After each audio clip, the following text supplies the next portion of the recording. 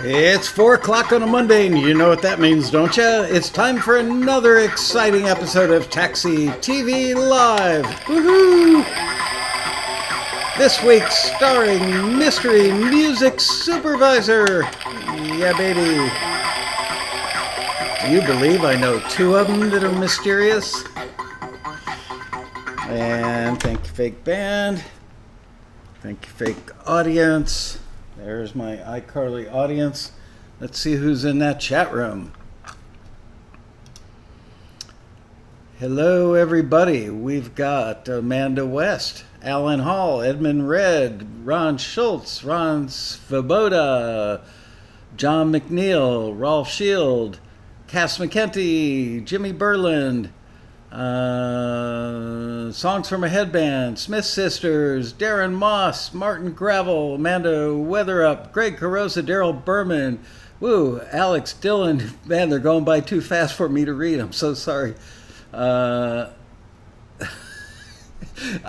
can't believe it. They're flying by today. Joe Anderson, Peter Rahill, Stan M. Hello, Stan. Glenn Letts, Dean Turner, Todd B's Groove 45, Rick Cabot Podmore, JC Amity, Lamar Franklin, Key. Hello, new to Taxi. Well, welcome aboard. Michelle Perrone, Jay Lee, Sherry Marcus Milano, Ashley Carruthers, The Element, Giovanni Lanza, my favorite name. Let's see, Jim Stamper, John Hemingway, Pierre, Gloria, Jan, Pete Mason, Robert Martin. Wow. Anyway, Stoley Songs, Andy Seal. Wow, a lot of new names in here. Philip Roldan, Bob Gunnerfelt, Andre Stepanian. Anyway, hello everybody. Hope you guys all had a good weekend. Come on, camera focus. Yeah, it is a full house. Hello, Keith Summer. Brand new member. Welcome aboard.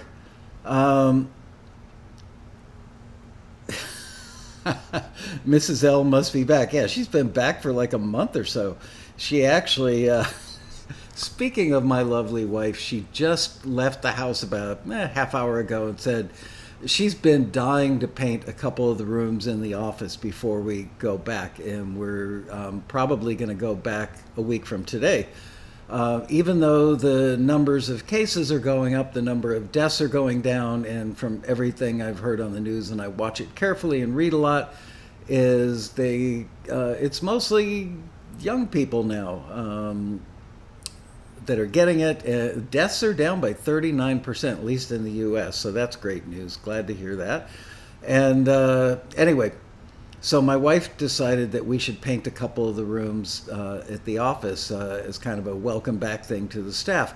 So she went out and got matching paint, and she left the house a little bit ago to go over to the office, and I said, "You're going to set off the alarm?" And she goes, "No, I won't. I can do the alarm at home. Why can't I do that one? It's the same thing."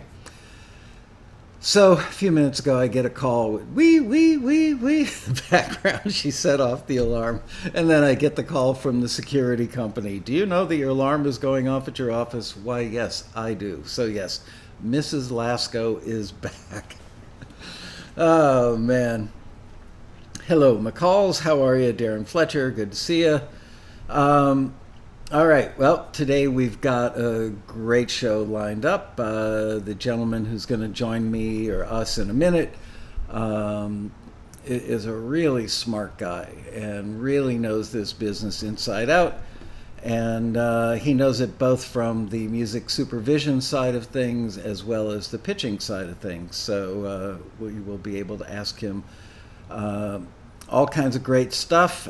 For those of you who aren't familiar with the drill, the reason that we're keeping him cloaked, and he is Mystery Music Supervisor, is that a lot of people see these shows that aren't Taxi members and don't really maybe understand the etiquette of the industry, and as soon as they latch onto somebody's name, they start tracking them down online, get their email address or their phone number, and then pummel them with requests, "Hey, will you listen to my song?" So I give the music supervisors and other industry people the option of doing it cloaked so that they don't get a lot of emails, and this gentleman's going to be cloaked. So there you are. Hello, John Andrews, Brad Gray. How are you? Um, did everybody have a great weekend for the 4th? Those of us in the U.S., hope you did. Enjoyed some barbecue. I bought myself a bullet smoker. I've wanted a smoker for about the last year, and have been researching them, and I just couldn't bring myself to spend like $500 to $1,500 on one of those. And then while researching over the weekend, I discovered the Charbroil 16.5-inch bullet smoker, which uses charcoal. It's not one of the electric ones. And all reviews are good. So I bought one and I seasoned it yesterday. My neighbors next door, I don't think were all that happy because all the smoke was blowing into their backyard. They tend to hang out in the backyard a lot. So right after today's show, I am going to go throw a rack of beef ribs on the smoker and make them sorry they ever bought the house next door to me. Anyway, very excited to have those ribs tonight. So without any further ado, Keith LeBrant is in the house. Hello. Who else did I see in there? Dave Barrett, Robbie Hancock. Hello. So I'm going to call our mystery music supervisor up right now.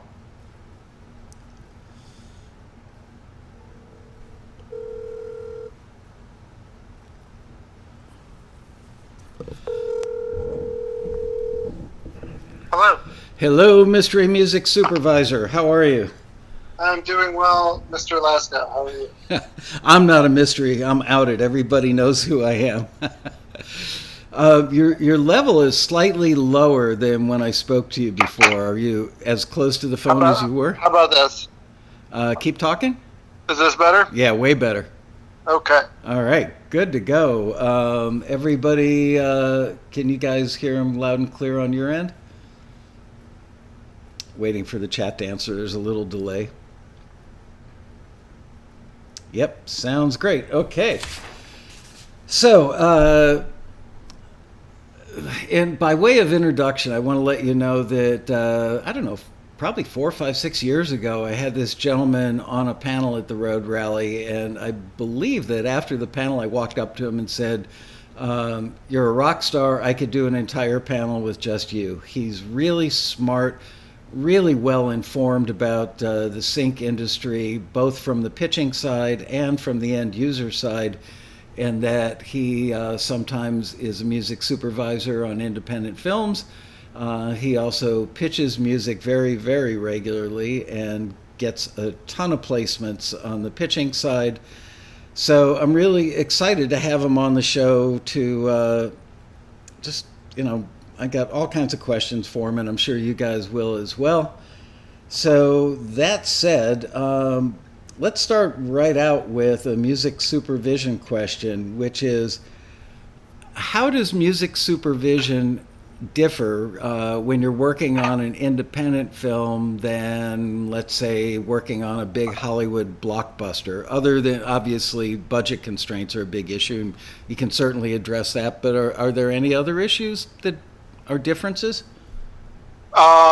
Yeah, I mean, you and I could talk for an hour and a half just about this. Right. But I will say one thing that I've noticed in the last 10 years of doing this, there's definitely been sort of a convergence. Independent films have gotten bigger, and big budget films have sort of gotten smaller because you can do a lot more with $1 than you used to be able to. But coming at your question from a more general point of view, when you have a big budget studio production, you have a lot more cooks in the kitchen. You have a lot of producers. You have the director who could have final cut, who might not.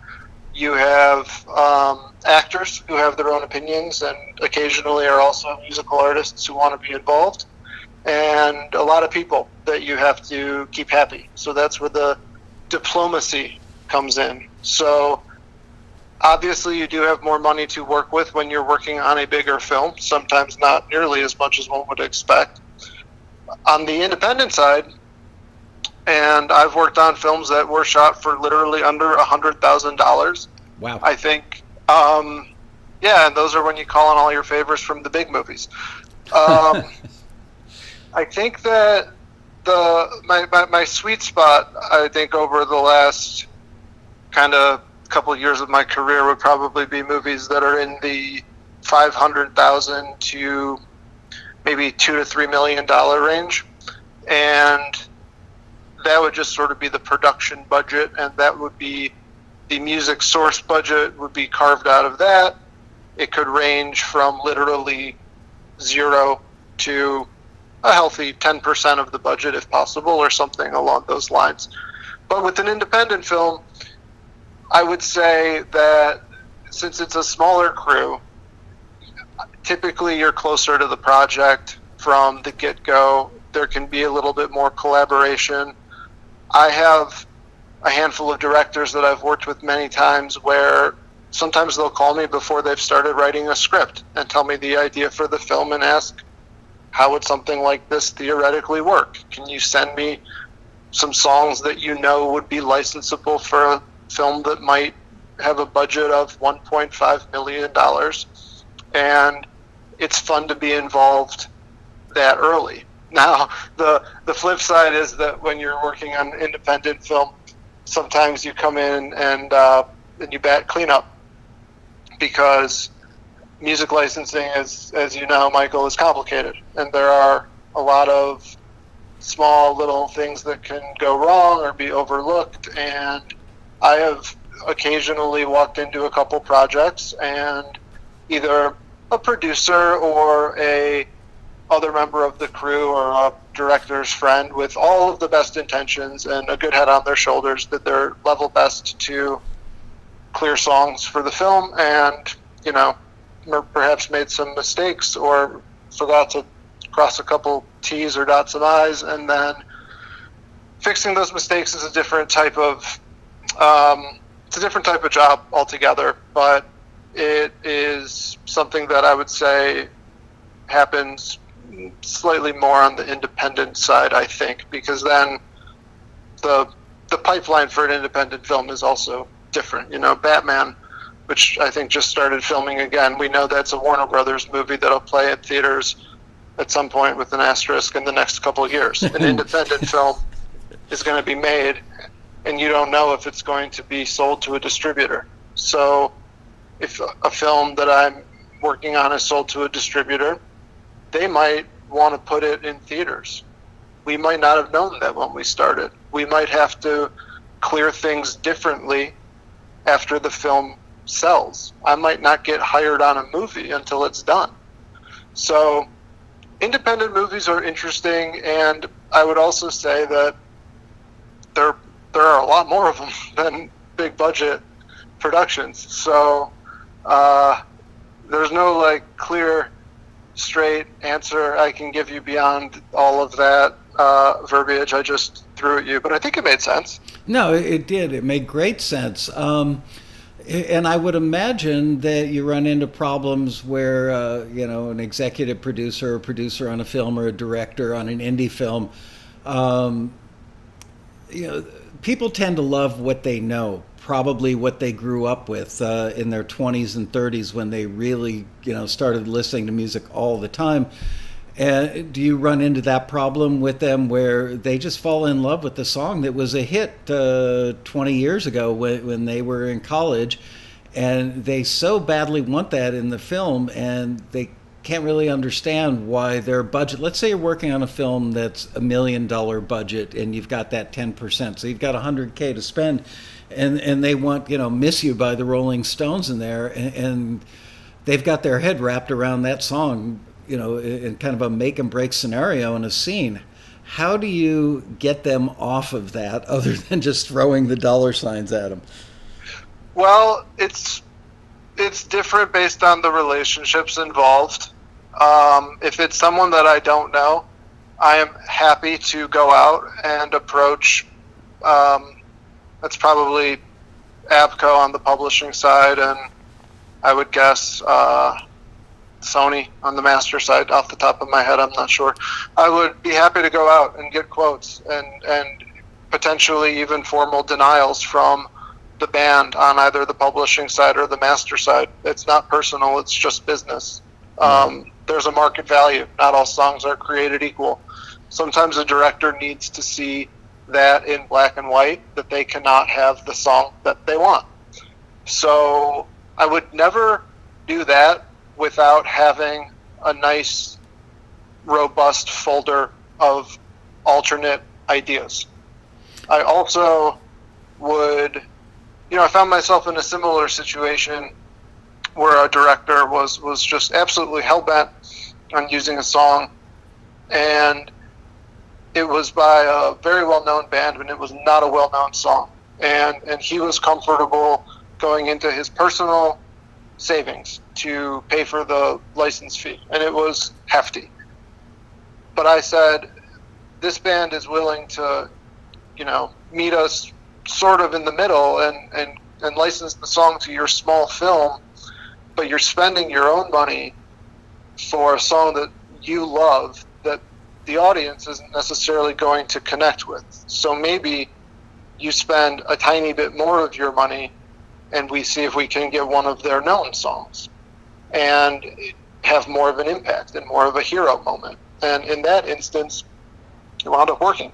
So that was a cool thing, and that was a win, I think, for everybody, including the band, who probably, I don't know, maybe made a few new fans out of that project. But to your point earlier, a director or a producer, even a writer, when they're writing the script, can put something into a film that is just absolutely crucial and has to be there and must, no matter what, be part of the project. And you can do literally everything you can, and sometimes a song just will not clear. And communicating that and how to communicate that is different in every situation and requires some delicacy.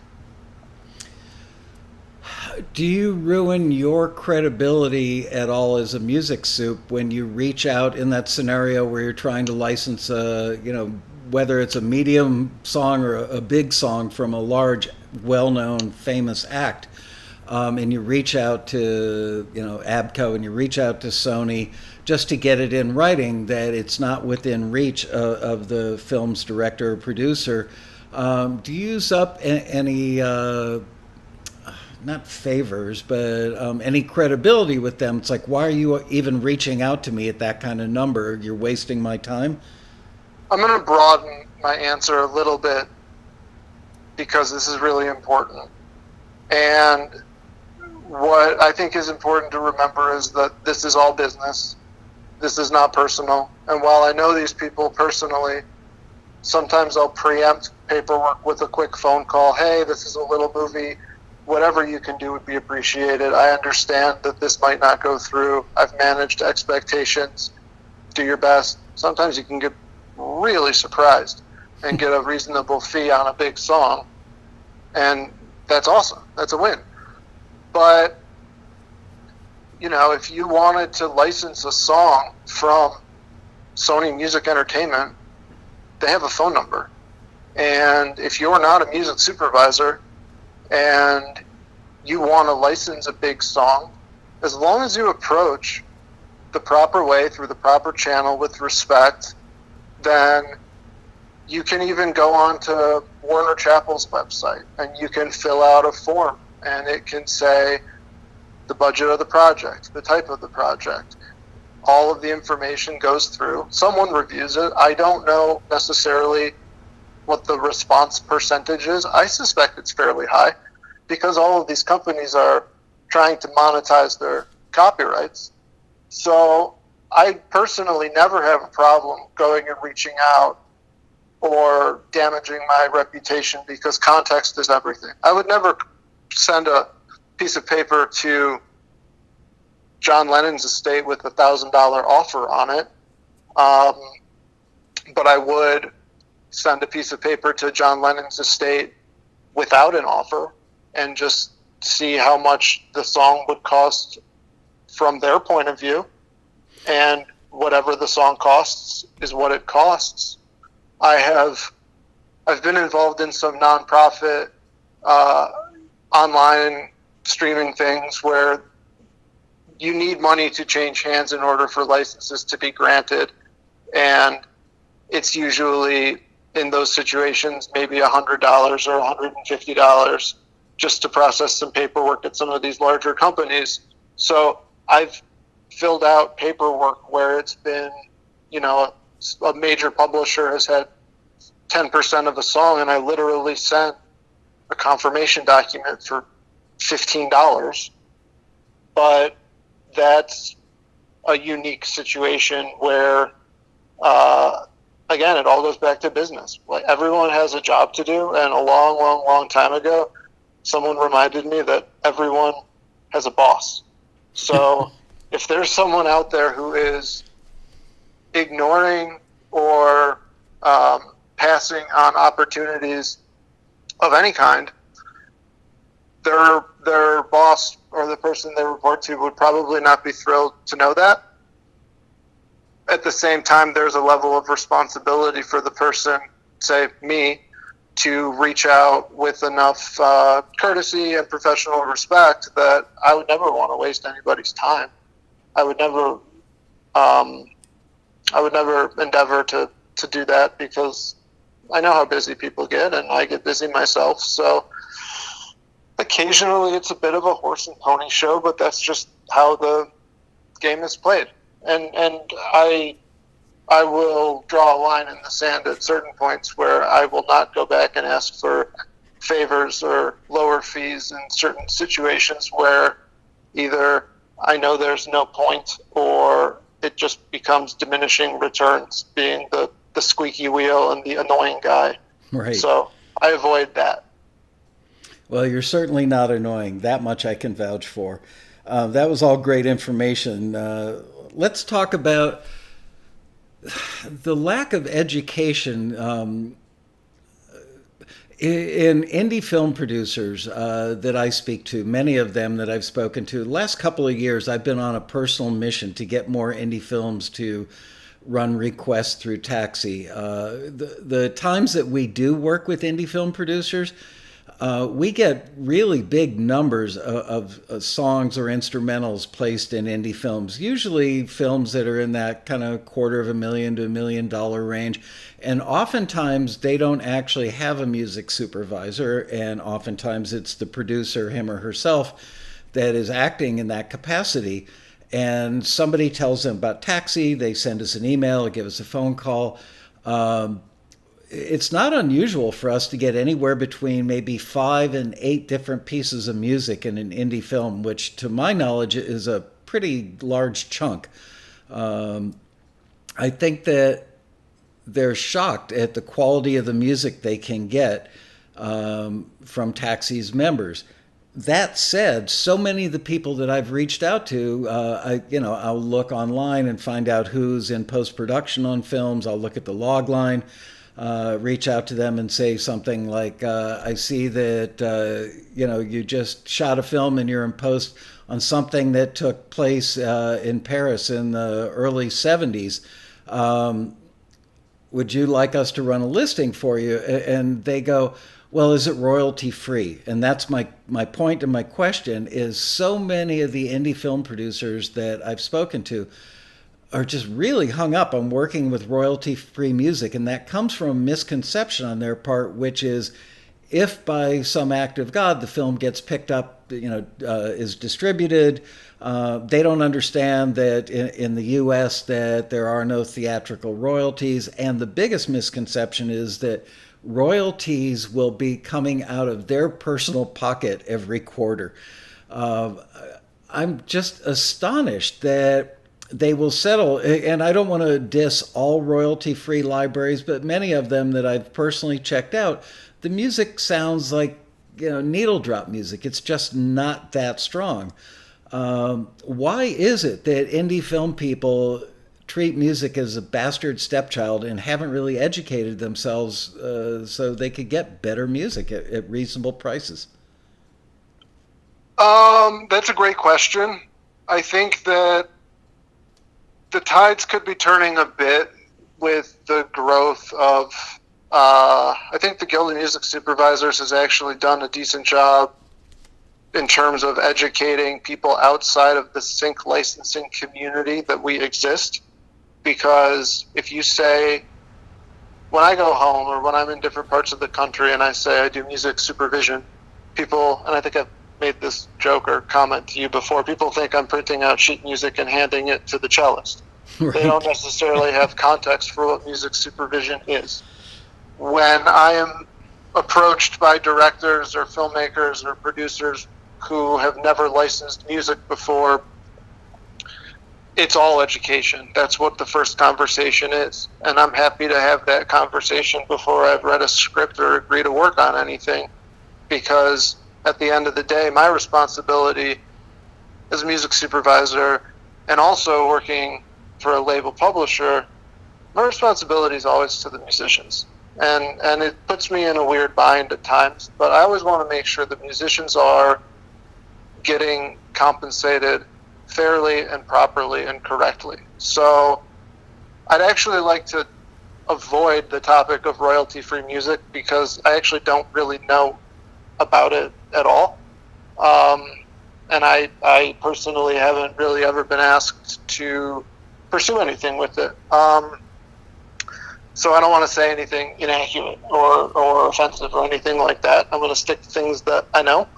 But in terms of an independent producer or an independent film producer who's trying to find music for their movie, sending them to somewhere like a Taxi is a good idea, because you guys serve as effectively a third-party rep for your members. Right. And you streamline the process and create a pipeline whereby they can get good music for their film. And theoretically, the hardest part there is finding someone to just do the license and to paper it up.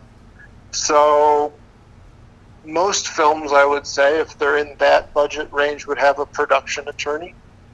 There are some pretty boilerplate master publishing agreements that the writers and the artists would sign, and it would be relatively straightforward. Obviously, it's a specialized skill set. Not just any attorney can look over a music-related contract and understand all the implications.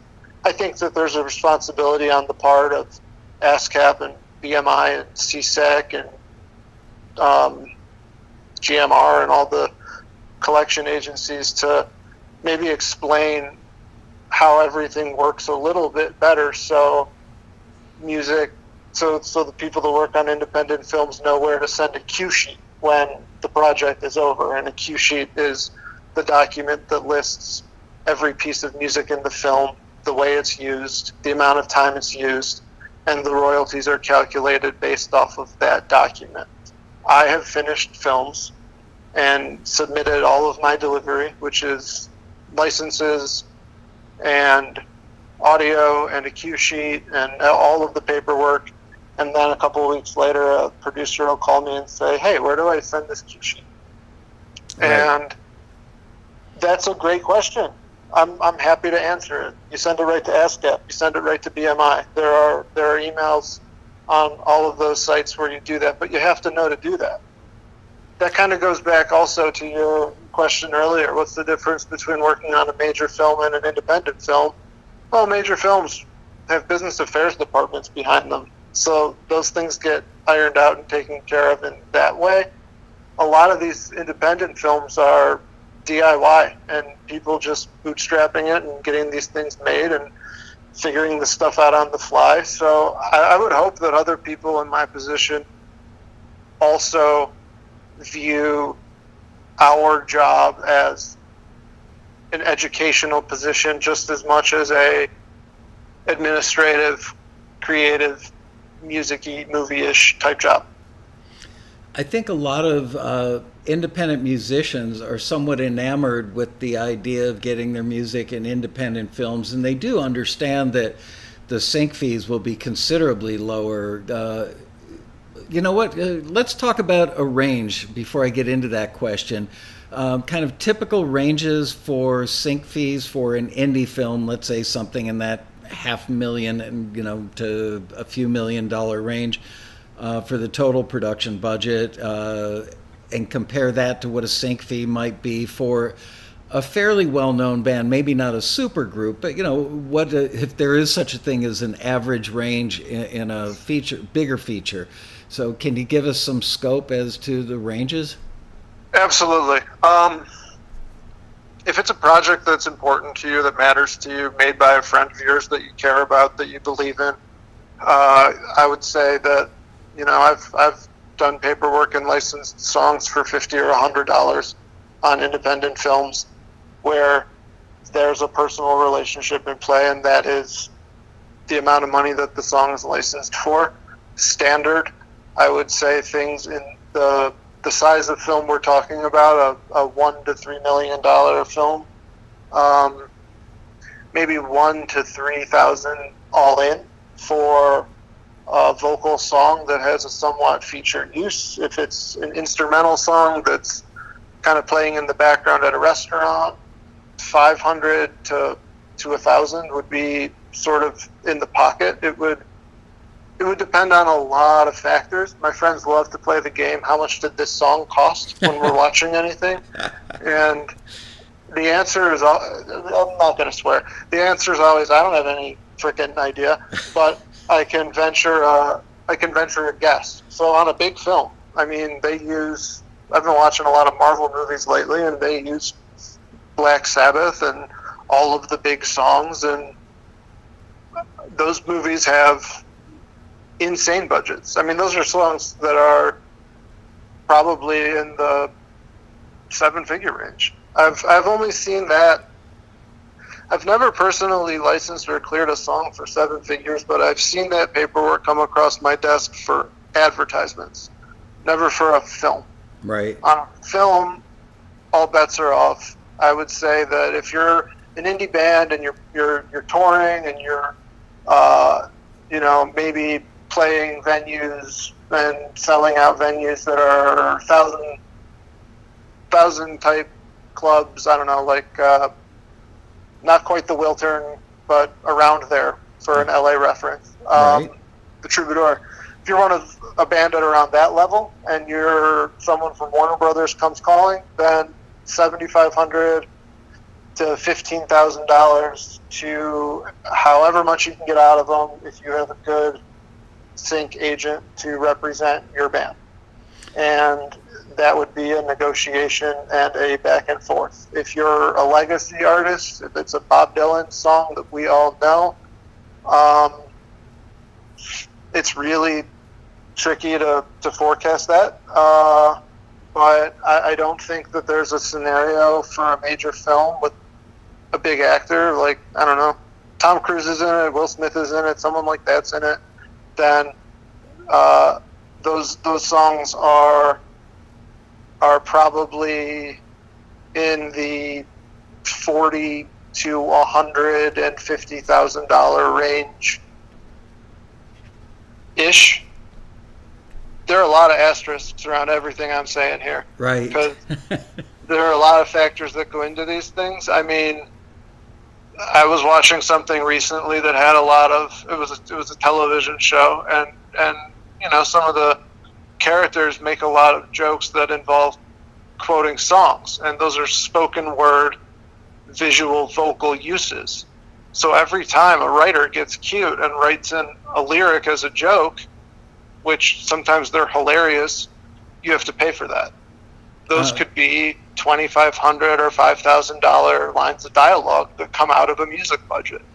So that would be another thing to consider, where if you're telling a joke or if you're quoting a song in a major film, it could be an actor speaking 2 verses or 2 lines from a song, and that could cost $10,000. Could it be something as simple as a guy and a girl in a romantic scenario, and he jokingly says, "Baby, I'ma want you."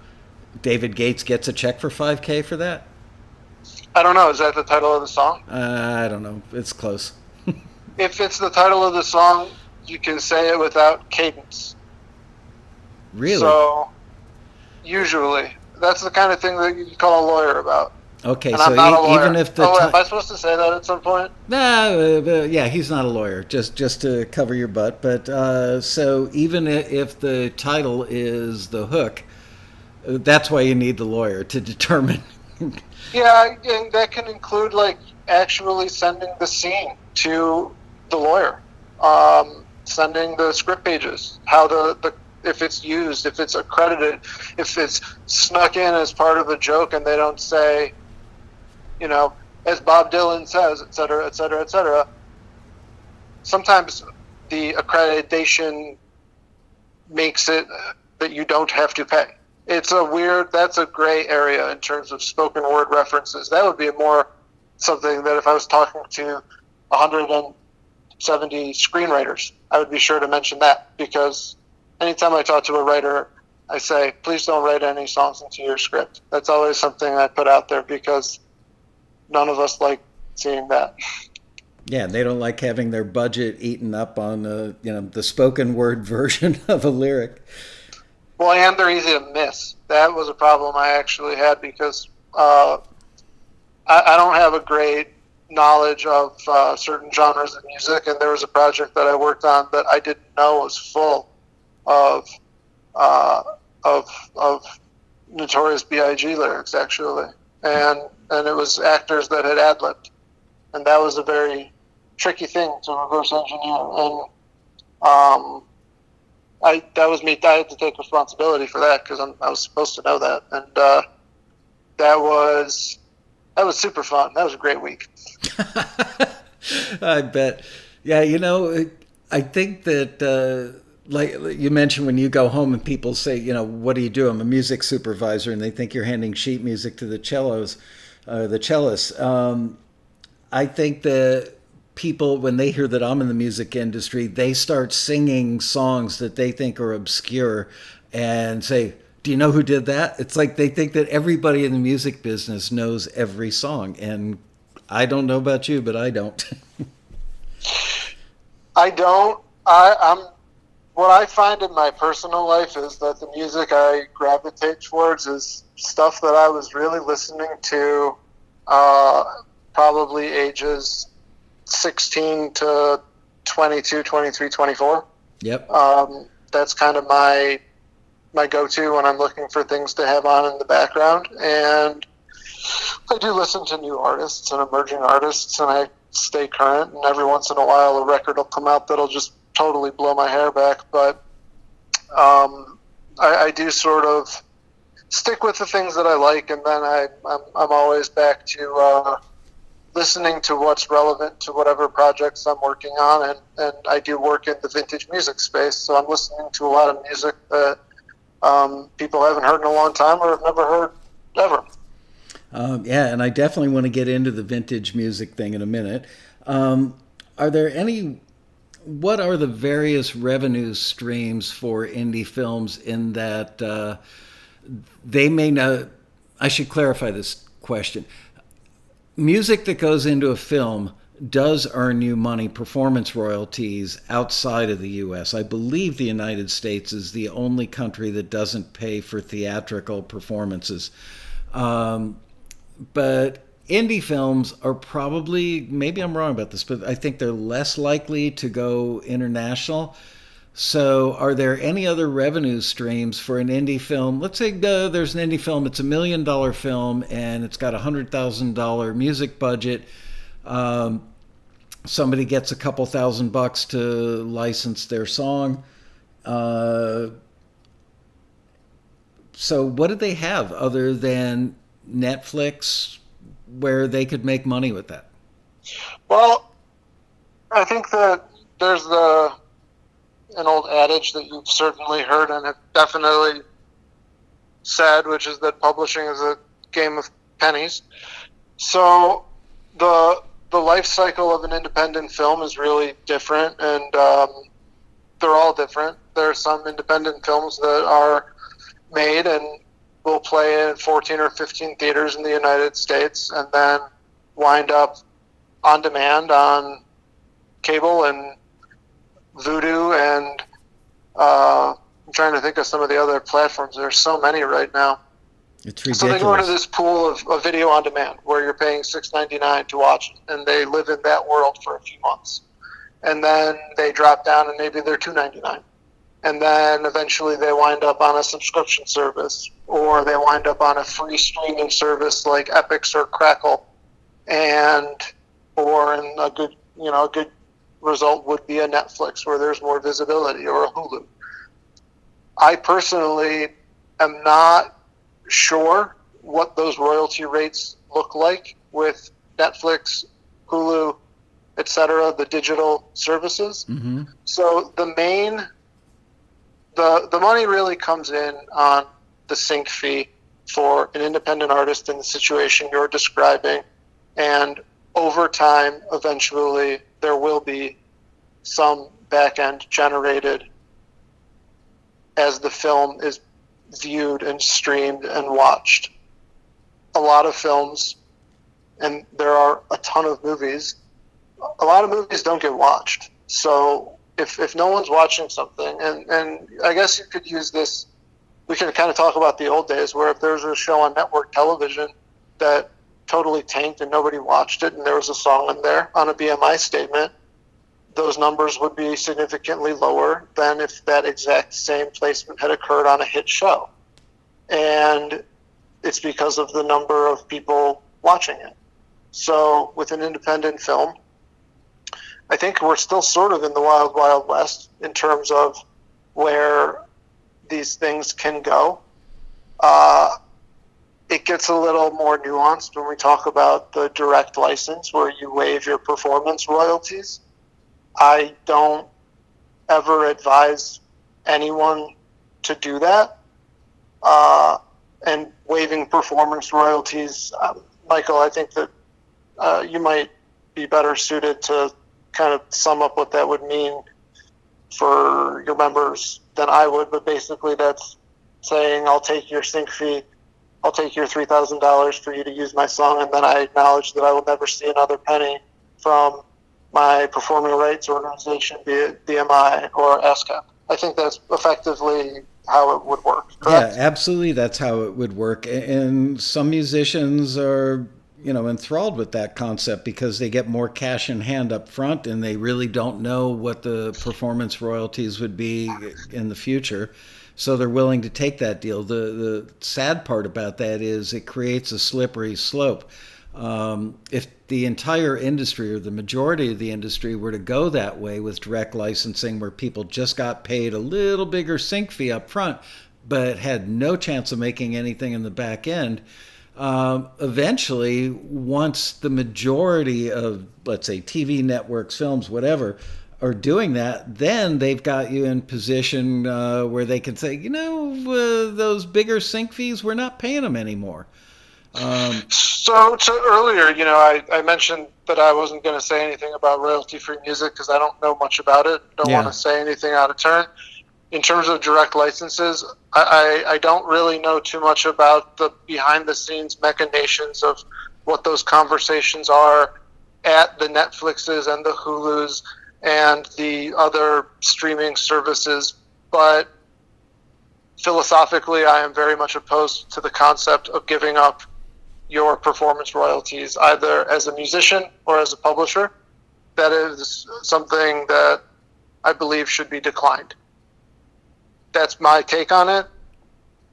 That's just me as an individual, and I'm not going to draw a hard line in the sand about that for a musician who wants to make their own determination for their own music. That's just kind of the philosophy I ascribe to.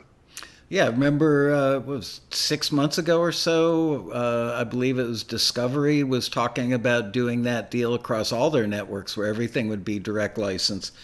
And ASCAP and BMI obviously were in an uproar over it, as was the music community, as a whole.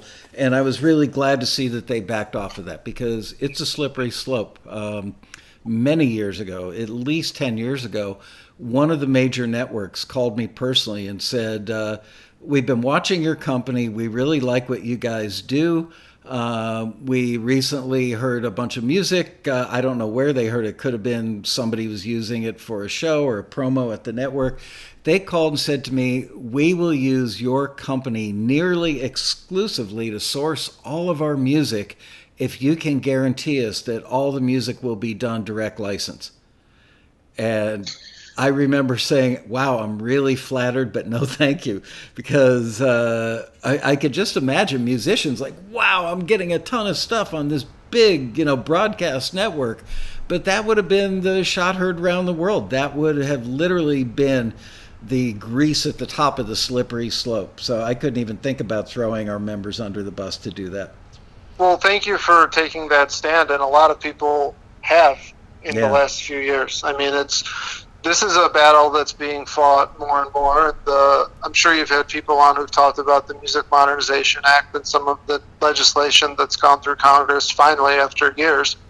But these are a lot of rules that need to be modernized that go back to a time when Netflix and Hulu and these opportunities were so far from even remotely being an idea that we need to make some updates to the way we approach how we compensate our creative individuals. And this played out 30 or 40 years ago with stock photography, where to run a photo in a major publication, that photographer would receive a tremendous amount of money. And now there are royalty-free websites where you can go and grab a stock photo of anything that you want. So photographers, and I will swear here, photographers are up shit's creek. Yep. And that's not cool. So from a overall general copyright point of view, there are kinks that are being worked out and that will continue to need to be worked out, and musicians in particular need advocates like you, like publishers, like performing rights organizations to take stand and to say that that's not acceptable and we do need to be fairly compensated for our work. And I think that seems to be happening more and more consistently, I hope. And it seems like it. Yeah, I agree with you. Unfortunately, technology moves at a much faster speed than legislation or legal issues in general. But yeah, it's definitely talked about a lot more, and things do happen. It's like by the time they happen, some new technology comes out. I don't know about you, but I'm a reasonably, at least I think I'm a reasonably intelligent person. Some might beg to differ. And I read a lot about all the different ways that music can be monetized. If it's on a streaming service or if it's randomly part of a playlist versus you've requested it to be played, or if it's on, you're listening in your car during rush hour and it's raining outside. There are all these different caveats that create different payment scenarios. I don't understand them, frankly, as much as I've tried to wrap my head around them. I've got dozens of very in-depth articles. I've had friends of mine that are music attorneys explain it to me, publishers. I don't know how anybody can keep track of all this stuff anymore. I would say that you and I have probably read a lot of the same articles and drawn a lot of the same conclusions. I used the phrase Wild Wild West earlier, and I've heard that since I started doing this. And I don't think that's going to change in certain regards. People are making things up on the fly. I'm confused right now because my sister texted me last night to find out if HBO Max is going to work on her Amazon Fire Stick in her Roku TV. Wow. And I don't know. I don't know what's going to be on HBO Max versus Peacock versus CBS All Access versus these services that are launching. And I'm just as confused as the average consumer, and it's my job to stay on top of these things. So I would like to think that ASCAP and BMI and the Mechanical Licensing Committee and all of the people in Washington whose job it is to mind the shop are minding the shop, because a lot of things are changing in terms of how we consume content and the platforms where we're able to do so. So things are certainly very interesting in 2020 for a lot of reasons. We can add this to the pile of interesting things. Yes, we can. Also, imagine the scenario that we've got right now with video content. I remember when people started rolling out, when Spotify and Pandora rolled out, that all of a sudden different labels or different label groups or publishing entities, we're rolling out, Warner's streaming service and the Sony music streaming service. And I remember saying to somebody, nobody knows which label or which publisher owns this music. So what are you going to do? I want to hear the Rolling Stones, therefore I've got to go here and get it. I want to listen to the Beatles, I got to go there and get it. It's got to be all things available under one roof, just for the sake of consumers being able to use it. I think in my advanced placement history class in high school, we talked about like Baby Bell and people getting broken up and things like that. And right. Media conglomerates seem to be sort of conglomerating in a way that we're all going to have to figure these things out in a whole new way again. And I don't know that history so well, but I just want to be able to watch my shows in a relatively straightforward way. And it's getting more convoluted, which, like you said, there are a lot of revenue streams for music, but they're not straight lines. They're tricky right now. One of my daughters kept recommending that my wife and I should watch the series Outlander, which has been around for years. I think it just wrapped Outlander's on Showtime, right? I don't know. I know that I've scooted past it while flicking channels late at night and gone, oh, that's beautiful cinematography, but it's, season 3, I'll never be able to jump in now and get it, so I skipped it. So my daughter said, well, Dad, you can stream all 7 seasons. And I felt like such an idiot going on Amazon Prime and searching, oh, no, it's not there. Okay, it's got to be on Netflix. We did find it on Netflix, and we actually watched 7 episodes yesterday. That's the second half of the conversation with the what are you watching? Right. Oh, where are you watching it? Yeah. Because otherwise you're going to have to go track it down. Although you just said Outlander, which reminds me of a very fun B movie from probably 2005 with Jim Caviezel called Outlander that everyone should watch. It's a lot of fun. It's Vikings and aliens. I'm going to probably watch it tonight. I forgot about it. Thank you, Michael. You're welcome. One last question on the indie film thing, which is, are there any, and I know that this is a nearly impossible question to answer. Sure. Are there any genres that you've noticed that get used more frequently than other genres? Yeah, I'm gonna say rock music in a broad sense, and under that umbrella, because it's a pretty big tent, I'm gonna say that if you look at, and this is basically the 10-year anniversary of me being involved in sync licensing this summer. Early on, it was a lot of things like the Black Keys, so that would have been blues rock.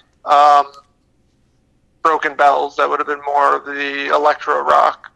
Penguin Prison comes to mind for some reason, also electro pop rock.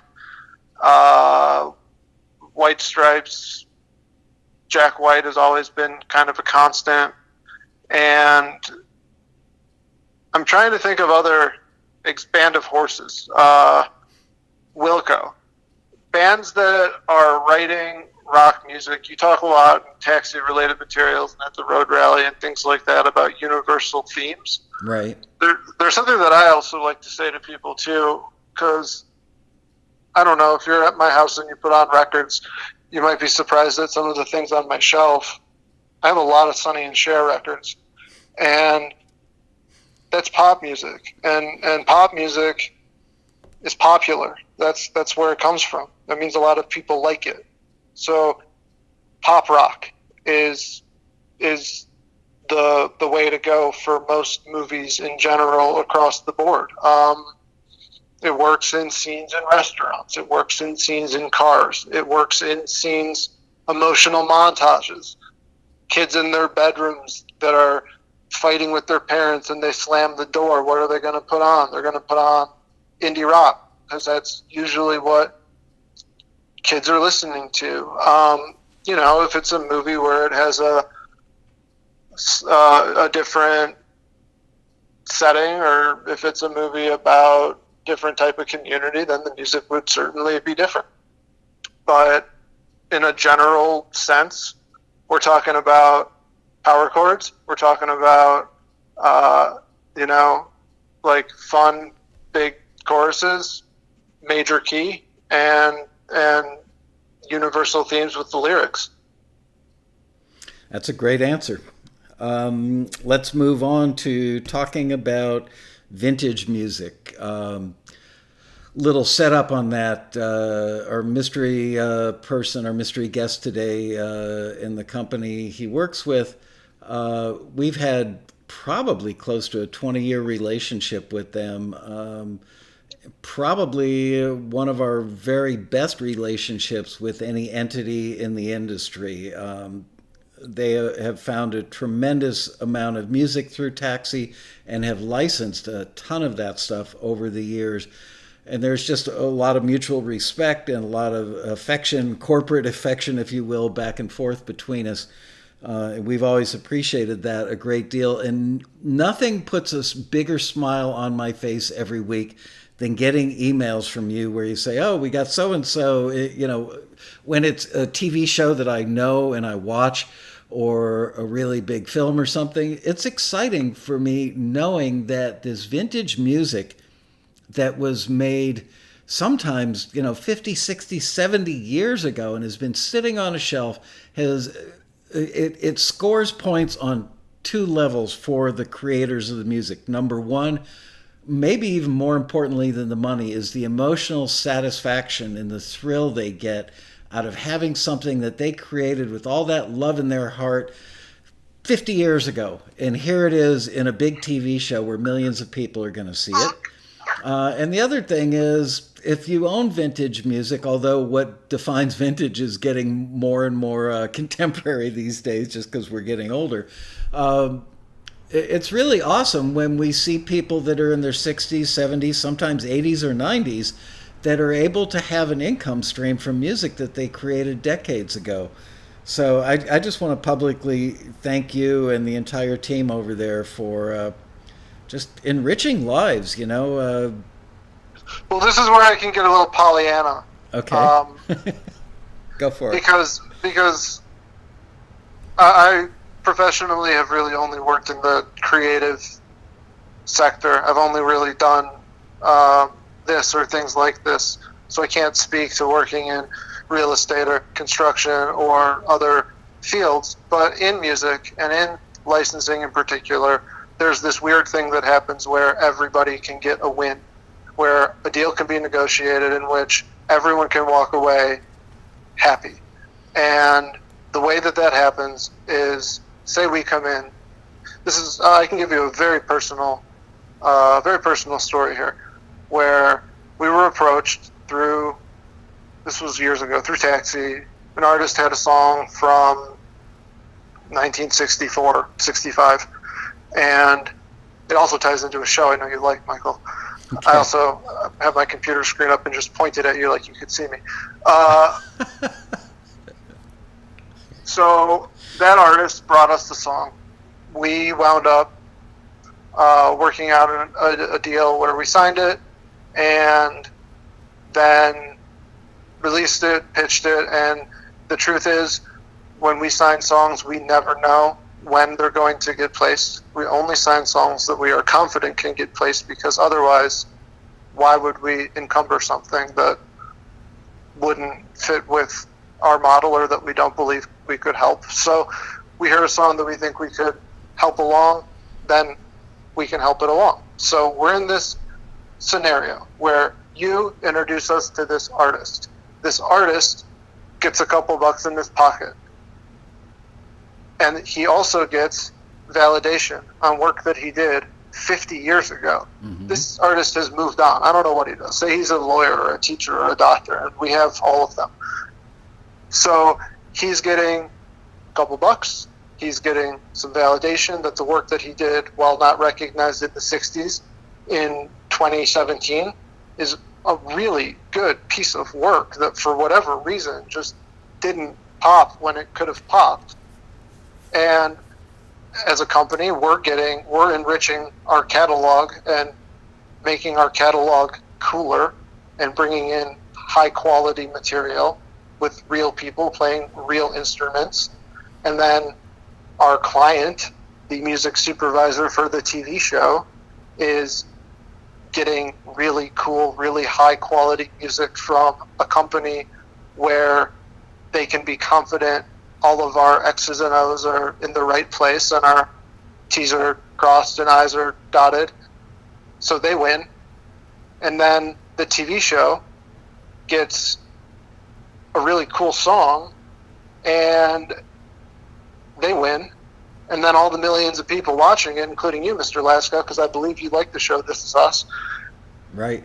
The audience is enriched by hearing the song. So fast forward 6, 8, 12 months, however long it takes for a placement like that to show up on a BMI statement, even if it's a small show that 6 people in 4 states watch and it's a $7 line item on a BMI statement, well, that's doing 2 things. That's putting a couple bucks in the artist's pocket, literally in that case, but it's also saying, hey, some people heard your music. Some people heard your music that's been sitting on a shelf for 50 years. So it's like a double win there.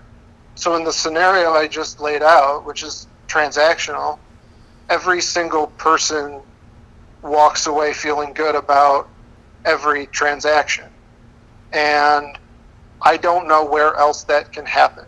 I suspect it's possible in other fields, but I personally don't know. Now, the very personal connection to this is the very instance that I am describing. The song, the show, the story, all of it. I was sitting with my grandfather, one of the last times I saw him, and we were just talking, and TV was on in the background, and I wasn't paying attention to it, and I heard a song on the TV show, and I said, what the hell is that song? It sounds familiar. And it was this song. And I said, Grandpa, funny story. And I told him the whole thing about that song, and he looked at me and said, oh, huh, weird. And then the next day I got the email from the artist that he saw it and how excited he was, and I talked to my boss, and he was all excited because it's a big show, and it was a cool placement. It was very cool use. It was actually... it was a song from the 60s, so they were able to use it in one of their Vietnam scenes. And, so me, removed, I'm not a viewer, I don't watch that show, but my life is enriched as some dude in a room with a TV on. So a lot of stars aligned to put that song in that show and to put that song into however many millions of people who are watching that show to put it into their lives. So you tell me who doesn't win in the scenario I just laid out. Even the relatives win, because you and I both, I'm sure, have wiped a tear from our eyes when we get those emails from people that say, I can't tell you how incredibly good it felt to have my family sitting on the couch with me to hear my song from 40 or 50 years ago playing that TV show last night. Even the extended family has a win because Grandpa or Uncle Bob's stock just goes up, and it validates them in front of the people that are the ones that are most important, that they get validated in front of. It's just awesome. You're right. And with vintage music, it's generational. It's grandkids. But it's the same idea with contemporary music. I don't want that to be lost in the conversation as well, because some kid in a basement. This happened on another project I worked on. Some kid in the basement, 16-year-old kid, Minnesota, in his mom's basement. I don't remember how the song wound up on my desk, but his mom had to fill out the paperwork because he was a minor. And so that kid, I think he's still out there making music. I've lost touch with him, but he had that validation at the very, very beginning of his career. His mom and his dad, who have to put up with all of the banging on the drums in the basement that they're so sick of, get to see that this is a viable path for this kid. And so it works there too. And it's just like a wonderful thing. I used the word Pollyanna when I set all of this up. I think we could all use some of that right now. Absolutely. These are the behind the scenes moments that you and I experience pretty much on a daily basis. Certainly, I don't think a week goes by where, we don't get these emails from people. And It's heartwarming. It reminds me of why we get out of bed at Taxi every day and do what we do. Of course, that applies, for contemporary stuff, not just vintage stuff. But there is something a little sweeter about the vintage stuff because of the generational thing and the extended family, all that stuff. It's just great. Let's talk about recording quality. People are often confused when we run listings looking for vintage music. We'll say even a good quality demo can work. It's hard to explain the difference. I don't know if you're aware of this. I don't know if I've ever told you, but the term broadcast quality didn't really get used in the music industry until I was having a hard time explaining to Taxi members back in the early 90s what the difference was between something that might be in a music library versus something that a big artist like Michael Jackson might have done in a 48-track digital studio with a 96 input SSL console in front of him. And I was looking at a videography magazine one day, and there was a picture of a new Sony, like one of those shoulder mount cameras, and it said broadcast quality. And so I started using that in our listings, and it really did take off in the industry. It's a great way to describe something, and people say to me, well, what does broadcast quality mean? They can't separate the audio quality, audio engineering, and the mix quality from other factors that go into the stew of what determines if something is broadcast quality. So how would you describe broadcast quality from the vintage music perspective? So, just like I'm not a lawyer, I'm not an audio engineer, but that's actually, I think, something that has served me sort of well in this endeavor, because things don't need to be perfect. That is one thing to keep in mind. The scratches and pops of, transferred material add character to vintage recordings and tell us that they're vintage. And that's stuff that,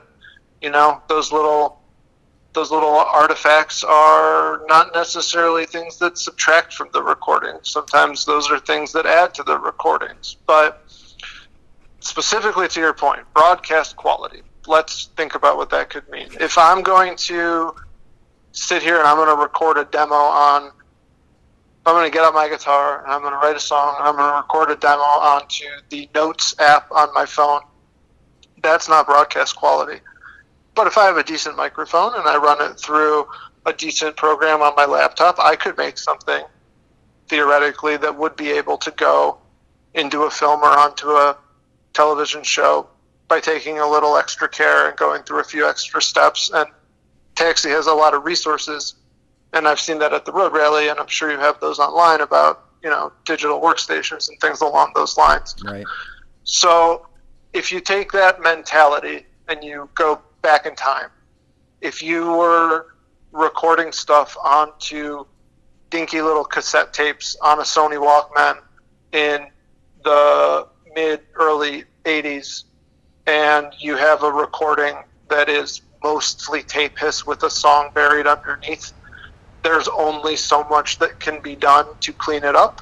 That being said, if it's a good song and you can hear it and it's evocative of the era, that would be something that we would certainly consider, because there is character to that. That's also sort of what would be a differentiator between I never want to disparage any kind of music, but I would just say like cubicle rock, where it could be made to sound old. And so that would be one thing, is going backwards. If you were using like a nicer 4-track Tascam 424 whatever in the 90s and recording that way, and you still have those cassette tapes and you have 4 tracks on those are probably at a point where they could be cleaned up and they could be made to sound exactly how they should. And that would be the kind of thing that, even though in the 90s you thought of that as a demo and you were doing it on the cheap onto a cassette tape you bought, at the drugstore, it could be worth revisiting those cassettes. Going even further back, because recording the further back in time you go, the more expensive and arduous and difficult recordings were to make. So in the 60s, there's this thing called the Nashville demo. And that's vocal and guitar. And that is so you could hear the song kind of bare bones. And then the songwriters who had contracts with publishers, they would record their Nashville demos on decent microphones in actual studios, the only place you could do the recordings. And vocal, guitar, simple. And then if a publisher liked it, they would take it and they would, give it to a known artist to record with a full band and really produce it, 16 tracks, 24 tracks, etc. Those Nashville demos, to me personally as a music fan, are like gold. As someone who works in vintage music, archival publishing, etc., those songs are broadcast quality because those capture a very special moment in time where the type of song that was written was not usually recorded that way. So if you can find something like that where, we were talking about demos, so that's kind of where we are now. If you have access to songs like that were recorded in that way, those have a whole new lifespan.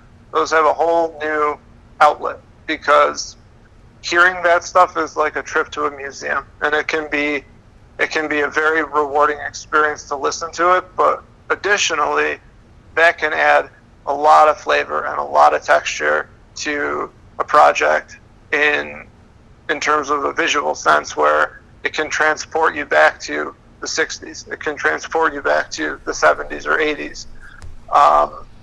So having some of those artifacts and some of those imperfections do not preclude something from being broadcast quality.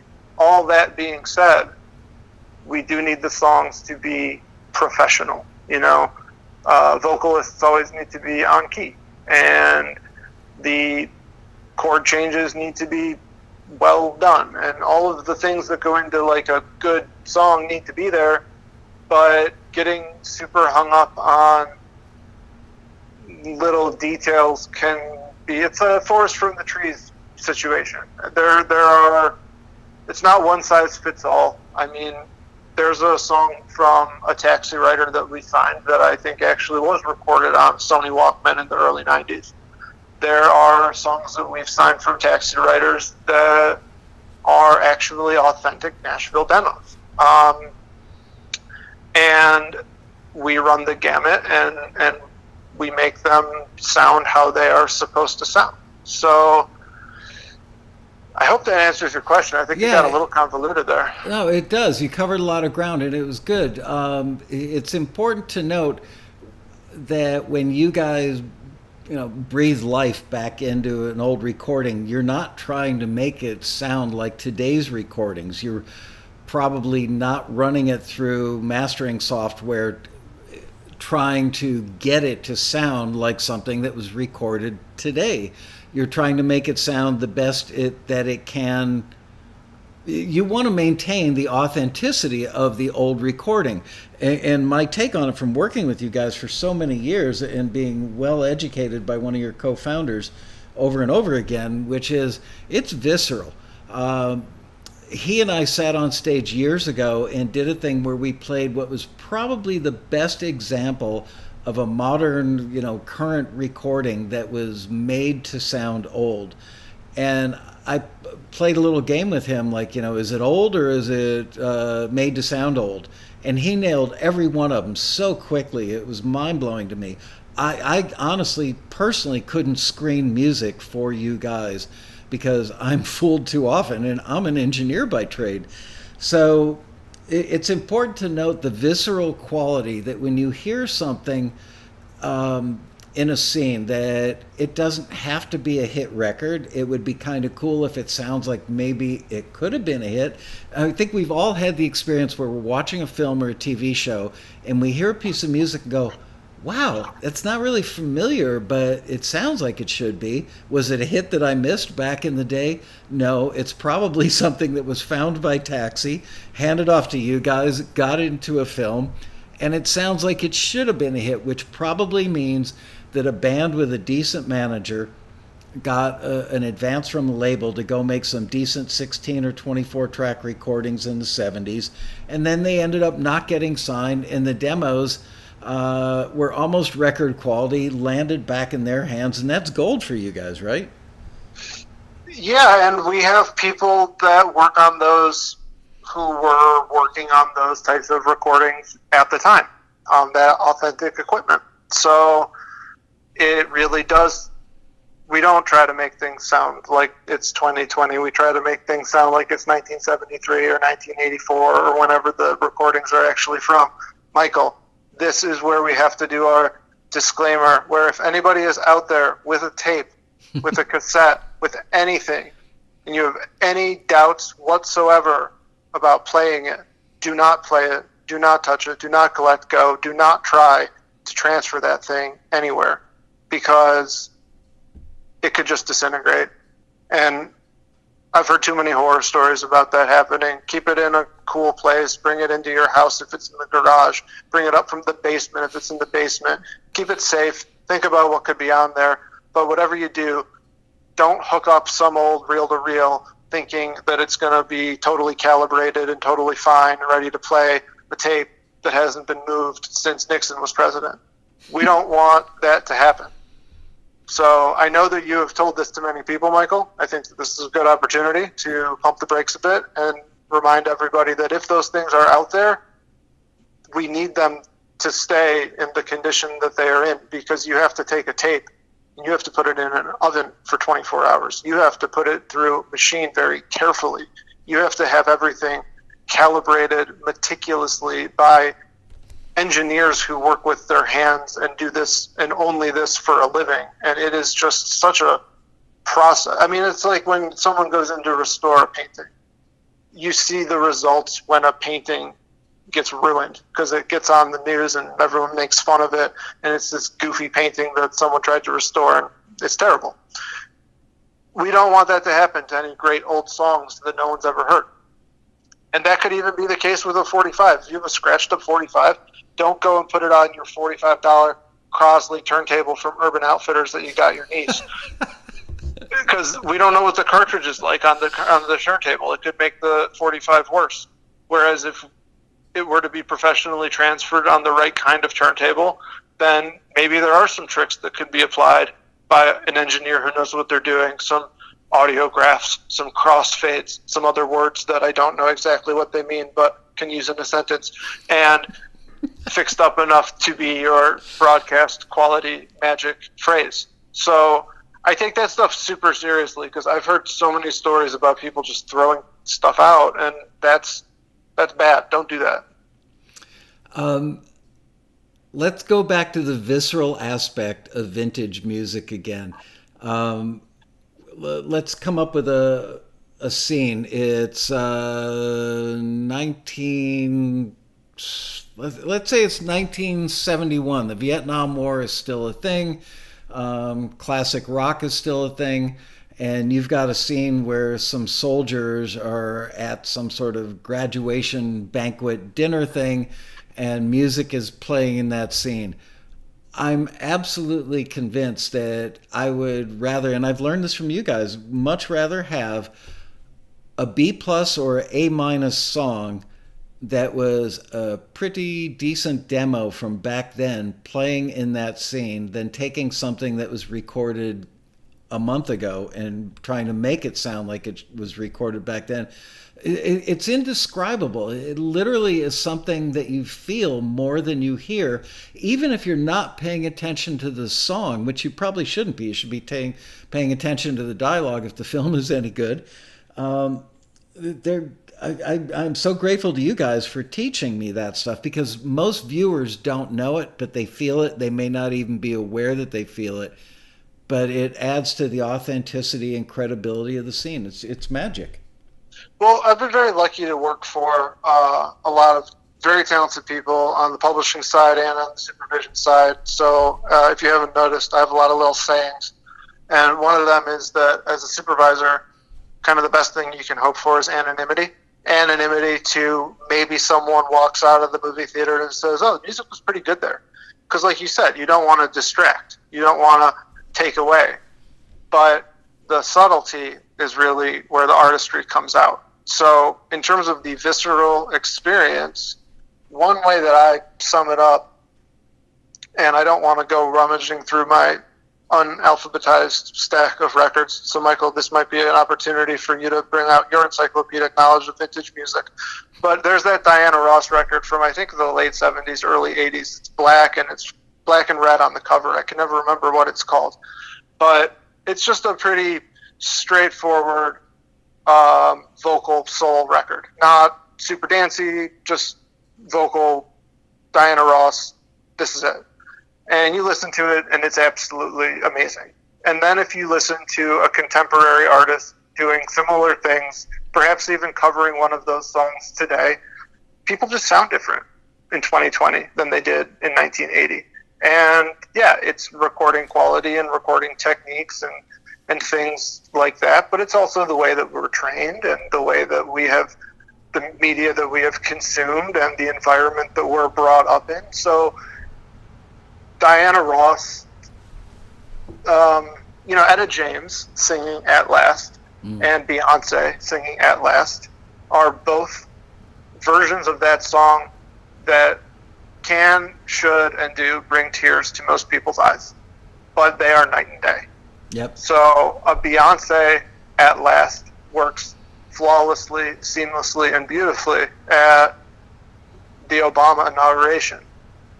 You can't take that recording and put it in a film that is set in the 60s or 70s. It wouldn't work. It would rub against the context. And it's a weird thing for the brain to kind of wrap your head around. And everybody would know it. Even, the untrained ear, the untrained eye, everybody knows it. When you hear it in that context, you would absolutely know the Beyonce version is a rub, as you say, which is a great way to describe it.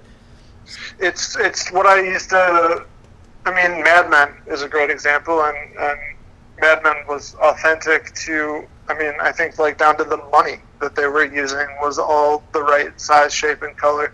They would never use a Buick from 1974 in an episode that's set in 1968. Right.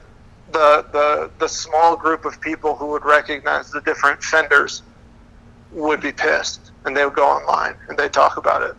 So music, just like props, just like makeup, just like costume, it's a department that pays attention to historical detail. And going back to recording quality and all of those little tiny factors that go into creating something much, much, much bigger, it's all about the tapestry, and the song is part of that, and the performers are part of that.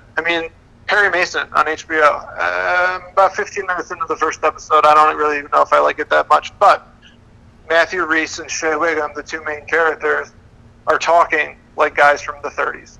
Mm-hmm. They're filling those roles in terms of the way that they're speaking and moving, and the way that they're dressed is obviously, LA looks like it's the 30s. It all feels super authentic. And then you watch Matthew Rhys on The Americans, and he does it for the 80s. He's a performer who can do that. And so just like an actor has to be a chameleon, every other part of the film or the TV show has to be chameleonic. And music is huge. Music is elemental to all of this.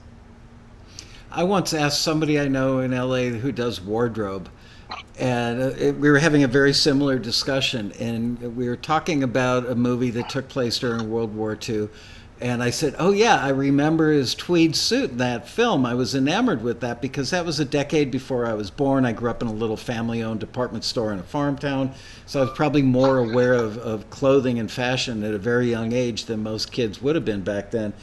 And I said something to her like, I could literally smell the tweed.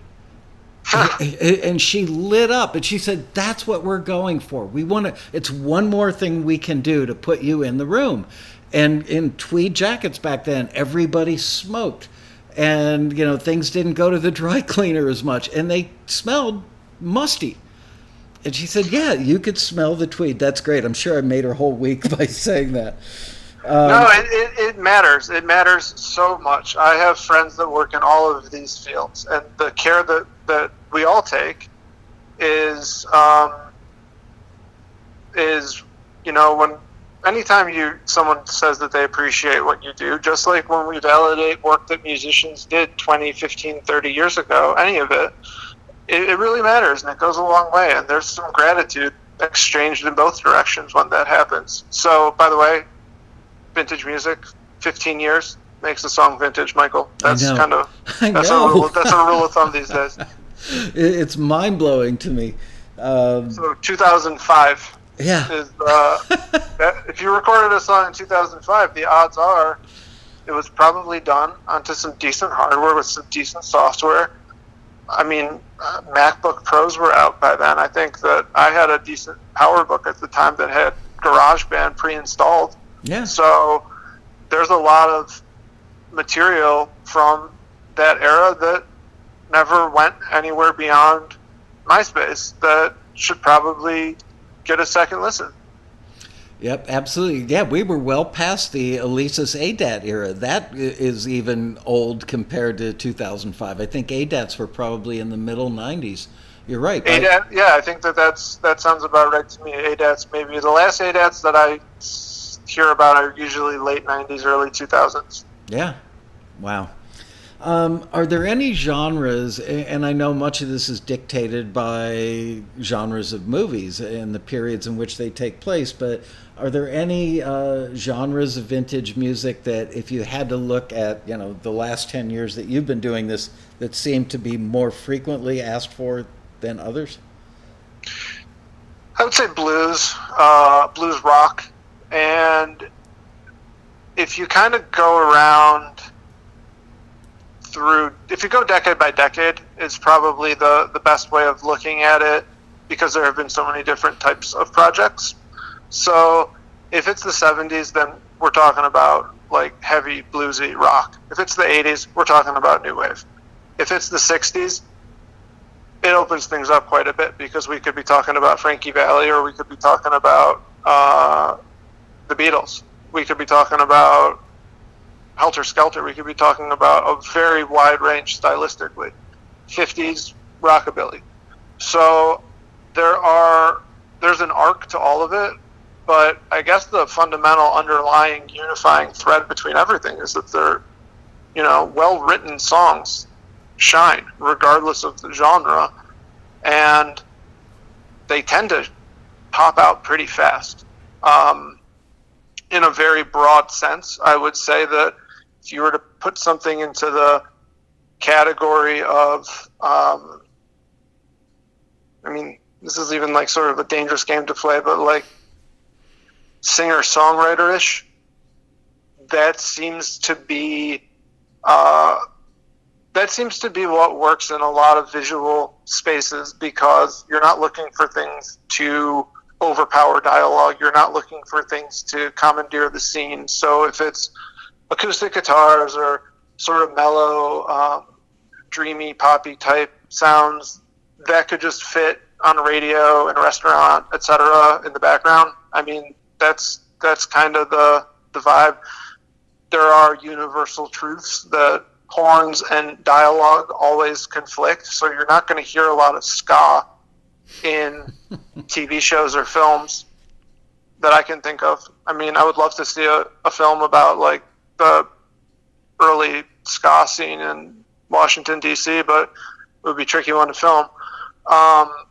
So it's to answer your question, the genre would really just be thoughtful music. How about that? Thoughtful? Did I just create a genre? Thoughtful. Things that reflect the work that have gone into them.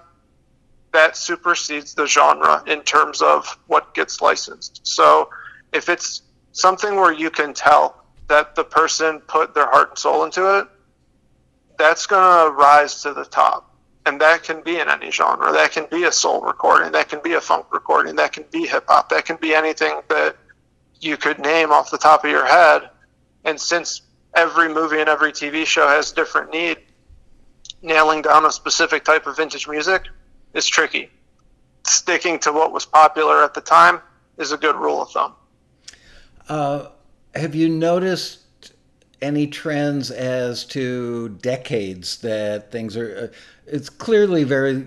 I can tell just by the nature of what all the companies that run listings with Taxi... I don't even have to look at like Variety or IMDb to know, oh, there must be a show that everybody's putting a bet down on that's going to be a big show next fall, and it's done in the 80s because...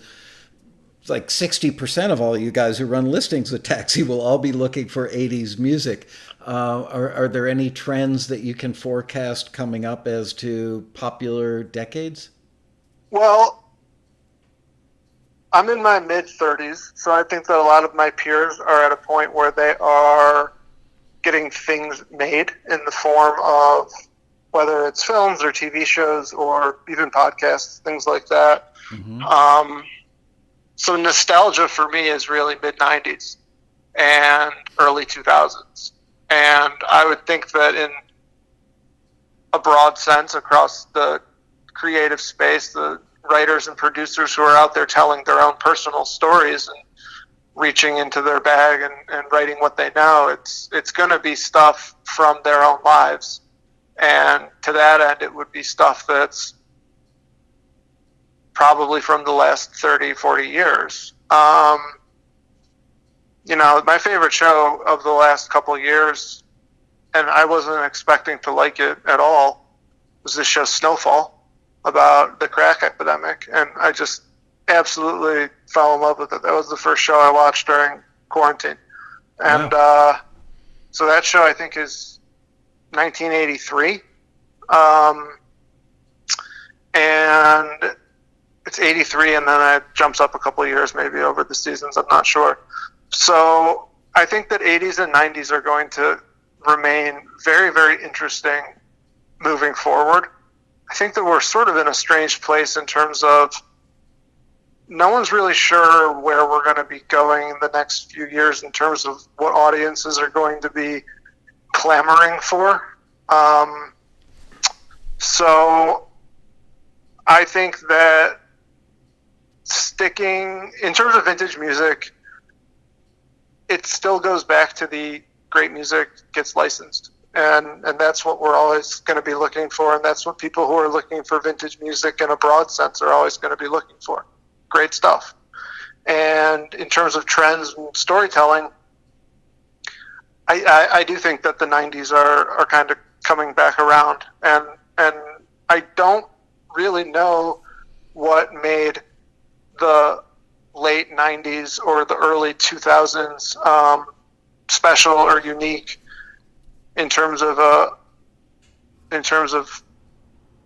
cultural movements and things like that, but I'm eager to be reminded of those things. I think that's an incredible observation on your part, that it's the age category of the people who are writing, directing, and producing the films. Those are 30-year-olds now. It's not so much, the 65 to 75-year-old film execs that, they recognize that even the old dudes who run the studios recognize the audiences are younger and are reaching out to younger people who are telling their stories, at least stories that are contemporary to their generation. So that you're absolutely right. I think. Well, I mean, there's always an element of torch passing. I think Matthew Weiner probably grew up in the 60s. I think that the Sopranos guy probably grew up in the Sopranos days of whenever the prequel movie was set. So it does follow that trend. But the other thing is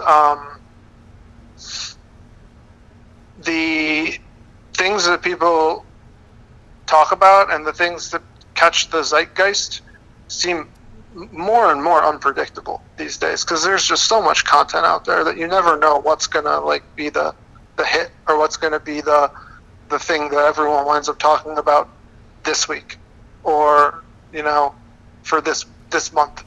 So that again goes back to that, what's the underlying thread here? And the underlying thread is, let's look for stuff that people really thought about and really took a step back and said, I'm going to make something special. And then they go out and they do it. And there are a lot of talented people in this world. And I'm sure there are a lot of talented people watching this right now, because I know what taxi membership's like. Well, you've certainly contributed to their education, not only today, but at past road rallies. And again, I really appreciate you. I appreciate the company. I appreciate your generosity in sharing all this stuff. I feel like taxi became something that I didn't envision when I started it. When I started it in 1992, I thought it was all about get listings, get people syncs, get people record deals. It became equally as much about the education, because if you're educated, you make better choices in pursuing your career. So thank you for contributing so mightily to that. And I can't wait to have you back, man. You're always a great guest, even on a phone interview like this. Just amazing information today. So thank you. My pleasure, Michael.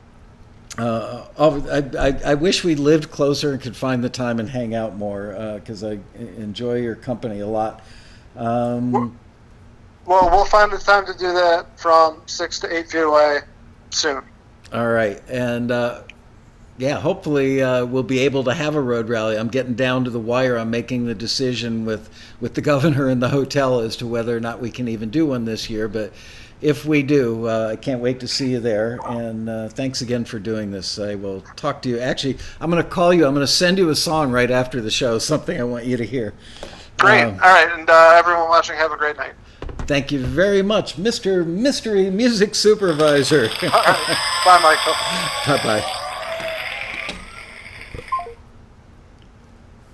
I can't believe I went for an hour and a half and didn't mention his name once. I'm so proud of myself.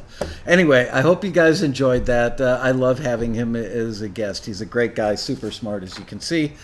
And I will see you tomorrow for another episode of Taxi's Quarantini Happy Hour.